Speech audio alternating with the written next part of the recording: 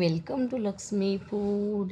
સ્વાગત છે તમારું મારી યુટ્યુબ ચેનલમાં. તો ચાલો, આવી ઉનાળાની ધગધગતી ગરમીની અંદર શરીરમાં એકદમ ઠંડક આપે અને લૂ લાગવાથી બચાવે એવો સરસ મજાનો આપણે કાચી કેરીનો ઇન્સ્ટન્ટ શરબત બનાવવાના છીએ. આ શરબત બનાવવામાં જરાય વાર નથી લાગતી. તો આવો જ શરબત બનાવવા માટે આપણે અહીંયા એક તોતા કેરી લઈ લીધેલી છે. કાચી કેરી આવે એ કેરીનો મેં અહીંયા ઉપયોગ કરેલો છે. એની અંદર નાખવા માટે આપણે લીલા ધાણા, શેકેલા જીરાનો પાવડર, 3 ચમચી ખાંડ, સ્વાદ પ્રમાણે મીઠું અહીંયા મેં સંચળ લીધેલું છે અને થોડોક મરીનો પાવડર લેવાનો છે, જેથી કરીને થોડીક તીખાશ આવશે તો આપણને આ શરબત પીવાની બહુ જ મજા આવશે. હવે કેરીને છાલ કાઢી અને મેં સરસ આવી રીતે ઝીણા ઝીણા ટુકડા કરી લીધેલા છે. એની અંદર આપણે અહીંયા ખાંડ એડ કરવાની છે. આ બધી જ વસ્તુ આપણે જે લીધેલી છે આની અંદર એડ કરી લેવાની છે. સંચળની જગ્યાએ તમે સિંધવ મીઠું અથવા તો આપણે જે રેગ્યુલર ખાતા હોય મીઠાનો પણ ઉપયોગ કરી શકો છો. તો બધી જ વસ્તુ આપણે આની અંદર એડ કરી દેવાની છે. તમારી પાસે ફુદીનો અવેલેબલ હોય તો આની અંદર તમે 3-4 પત્તા ફુદીનાના પણ નાખી શકો છો. મારી પાસે નહોતો એટલો મેં આમાં એડ નથી કરેલો. હવે આની અંદર 200 ml જેવું પાણી નાખી અને મિક્સરને 1 મિનિટ ચલાવી અને આપણે આવી રીતે કેરીને પીસી લેવાની છે.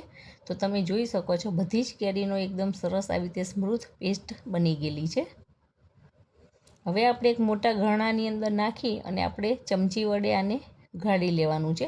કદાચ આની અંદર કેરીના ટુકડા રહી ગયા હોય એના માટે આપણે આને ગળતા હોઈએ છીએ. પણ જો તમારે એમ લાગે કે આની અંદર કેરીના ટુકડા આવશે તો ભાવશે, તો આપણે ગળવાનું નથી, તો ડાયરેક્ટ જ આપણે લઈ લેવાનું છે. આપણે બધો જ શરબતને આવી રીતે ગાળી લીધેલો છે. તમે જોઈ શકો છો આની અંદર એક પણ ટુકડો કેરીનો આવેલો નથી. એનો મતલબ સ્મૂથ પેસ્ટ બનીને તૈયાર થઈ ગયેલી છે.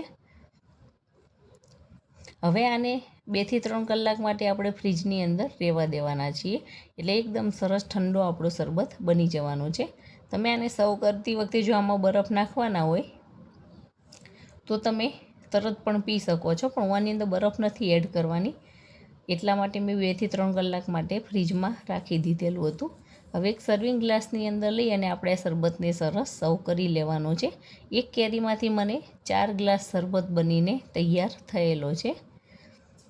જો તમે મારી વિડીયોમાં નવા હોય તો ચેનલને સબસ્ક્રાઈબ કરજો અને બેલ આઇકોન દબાવવાનું ભૂલતા નહીં, જેથી કરીને આવનાર તમામ નવી રેસીપીના વિડીયો ફટાફટ તમારી સુધી પહોંચી જાય. અને જો તમને મારો આ વિડીયો પસંદ આવે તો વિડીયોને લાઈક કરજો અને તમારા ગ્રુપમાં ચોક્કસથી શેર કરજો. તો જોતાં જ પીવાનું મન થઈ જાય એવો સરસ ખટ્ટો મીઠો ચટપટો એવો કાચી કેરીનો શરબત બનીને તૈયાર થઈ ગયો છે. તો તમે પણ આ ઉનાળાની સિઝનમાં બનાવો ને એન્જોય કરો.